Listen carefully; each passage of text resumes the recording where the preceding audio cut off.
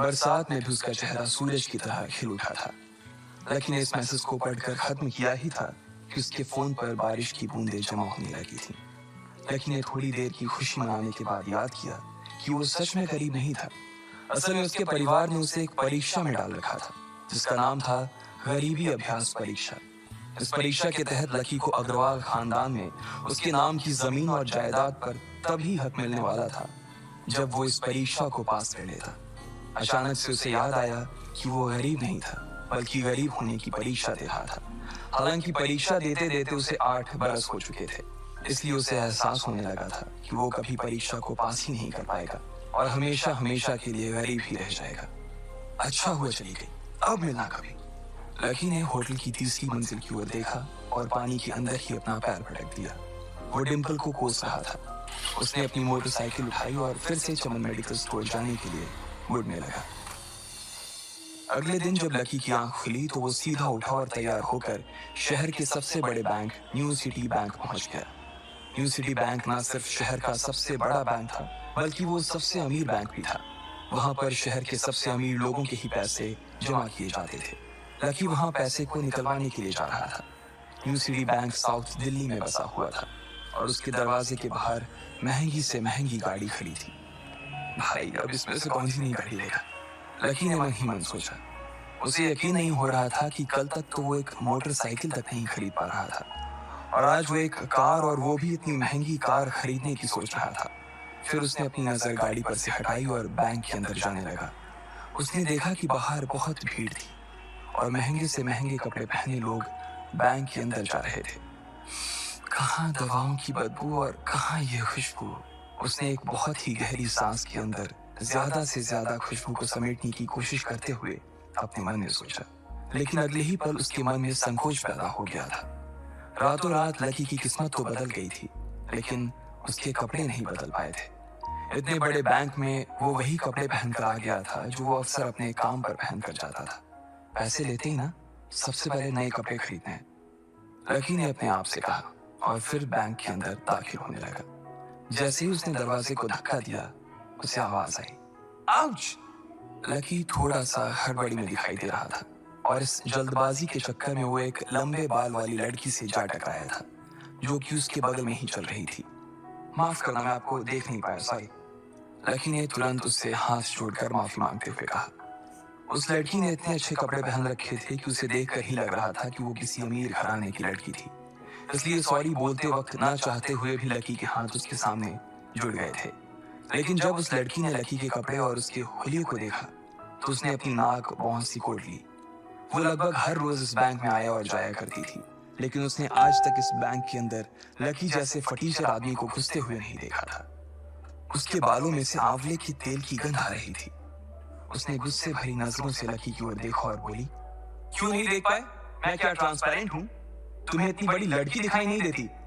इससे पहले कि बात आगे बढ़ती उस लड़की ने देखा कि इस बैंक की मैनेजर यास्मीन पटेल उन दोनों की ओर बढ़ी चली आ रही है। उसने भी लकी को देखकर वैसी ही शक्ल बनाई थी जैसी शक्ल उस लंबी लड़की ने बनाई थी। I am so sorry miss, आपको कहीं लगी तो नहीं?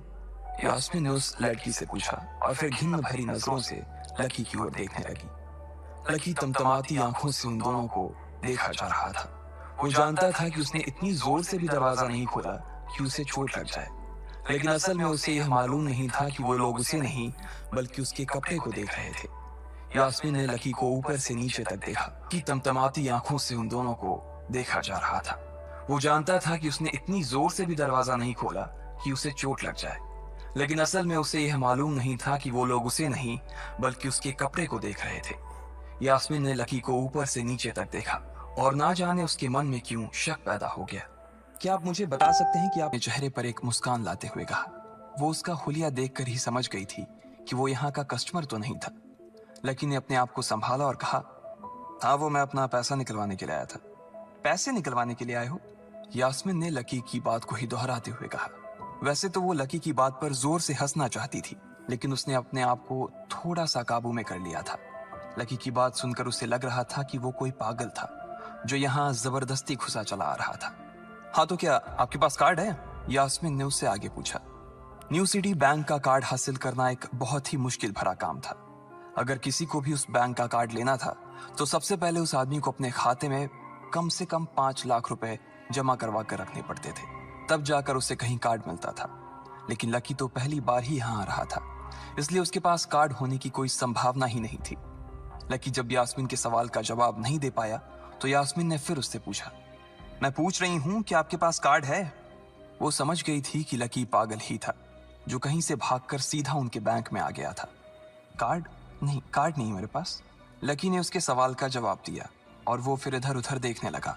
जैसे ही उस लंबे बालों वाली लड़की ने लकी का जवाब सुना तो वो खिलखिलाकर हंस पड़ी। यास्मीन को तो सिर्फ लग रहा था कि वो पागल है, लेकिन वो लड़की तो अपने मन में मान चुकी थी कि यह लड़का कोई पागल ही है जो कहीं झोपड़ पट्टी से यहाँ आ गया है। इससे पहले कि आगे कोई कुछ कह पाता, उस लंबे बालों वाली लड़की के पिता वहां आ गए और बोले, चलो बेटी। उनके हाथों में कुछ कागजात थे। लकी ने देखा कि उन्होंने महंगा सा सूट पहन रखा था। उस लड़की ने यास्मीन के दोनों हाथों को पकड़ा और बोली, यास्मीन देखो, अगर इस तरह के सड़क छाप लोग तुम्हारे बैंक में ऐसे ही घुसते चले आए ना और बाकी कस्टमर्स को परेशान करने लगे तो तुम्हारे बैंक की इमेज और उसके शेयर्स दोनों को काफी नुकसान होगा। एक मैनेजर होने के नाते तुम्हें इन सब चीजों का ध्यान रखना चाहिए। मुझे उम्मीद है कि आगे मेरे साथ ऐसा कुछ नहीं होगा। उस लड़की ने कहा और अपने पिता के साथ बैंक के बाहर चली गई। अपना ध्यान रखना कोयल मैडम, मैनेजर ने उसकी गाड़ी तक छोड़ने के लिए आते हुए कहा। आज तो वो बाल बाल बच गई थी। कोयल और उसके पिता इस बैंक के सबसे पुराने और सबसे वफादार कस्टमर्स थे।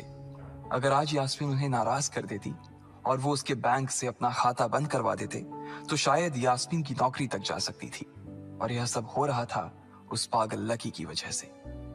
इसे जल्द से जल्द यहाँ से भगाना पड़ेगा, यास्मीन ने अपने आप से कहा और फिर बैंक के अंदर आने लगी। यास्मीन उसे अपने बैंक से बाहर निकालने के तरीके के बारे में सोच रही थी, मगर जैसे ही वो बैंक में दाखिल हुई उसने देखा कि लकी वहां था ही नहीं। अरे, अब ये कहां चला गया? उसने अपने आप से पूछा। वो इधर उधर देखने लगी, लेकिन लकी वहां भी नहीं था।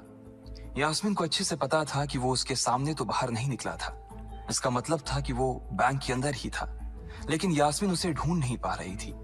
कुछ देर तक बैंक के सारे कोनों को देख लेने के बाद यास्मीन को लगा कि शायद लकी यहाँ बहुत ही असहज महसूस कर रहा होगा, और जब वो कोयल को दरवाजे पर छोड़ने के लिए आई तब उसके पीछे पीछे वो भी निकल गया होगा। चलो, जान बची, यास्मीन ने अपने आप से कहा और अपने केबिन में आकर बैठ गई। जैसे ही उसने आज के दिन की पहली फाइल उठाई थी, उसे किसी एक की झलक दिखी। ये कोई और नहीं बल्कि लकी ही था। अरे, ये कहां छिपा हुआ था? यास्मीन ने अपने आप से ही कहा और तुरंत फाइल को टेबल पर रखकर वो ऑफिस के बाहर आ गई। उसने देखा कि लकी बैंक के वीआईपी लॉन्ज के बाहर खड़ा था और उसके खंबे की आड़ की वजह से वो यास्मीन की नजर से बाहर हो गया था। अब यास्मीन को तो वो मिल गया था, लेकिन उसके लिए उससे भी बड़ी एक और मुसीबत खड़ी हो गई थी। लकी जिस कमरे के बाहर अभी खड़ा था, उस कमरे के अंदर शहर के सभी रईस लोगों का उठना बैठना था। बैंक के सिलसिले में या फिर किसी दूसरे काम के सिलसिले में वो सभी लोग यहीं आकर बात किया करते थे। उस कमरे के अंदर जो लोग बैठे थे, उन सबके करोड़ों रुपए इस बैंक के खाते में जमा थे। अब अगर ऐसे में लकी वहां घुस जाता तो सब लोग मिलकर यास्मीन की गर्दन पर चढ़ जाते। रुको, जहां हो वहीं खड़े रहो, यास्मीन जोर से और साथ ही गुस्से से चिल्लाई। बाकी के लोग जो वहां खड़े थे वो यास्मीन की ये चीख सुनकर डर गए थे। कुछ लोगों को उसकी इतनी जोर से आवाज करने की वजह से गुस्सा भी आ गया था और यास्मीन सबसे मुस्कुराते हुए माफी मांगकर आगे बढ़ती जा रही थी। वो लकी को किसी भी तरह से उस कमरे में जाने से रोकना चाहती थी, लेकिन उससे पहले ही वो उस कमरे के अंदर दाखिल हो चुका था। अरे यार, ये आदमी है या गधा? यास्मीन ने अपना ही सिर पीटते हुए कहा और वो भी उस कमरे के दरवाजे की ओर बढ़ने लगी। उसने उस कमरे का दरवाजा खोलने की कोशिश की, लेकिन वो अंदर से लॉक हो गया था।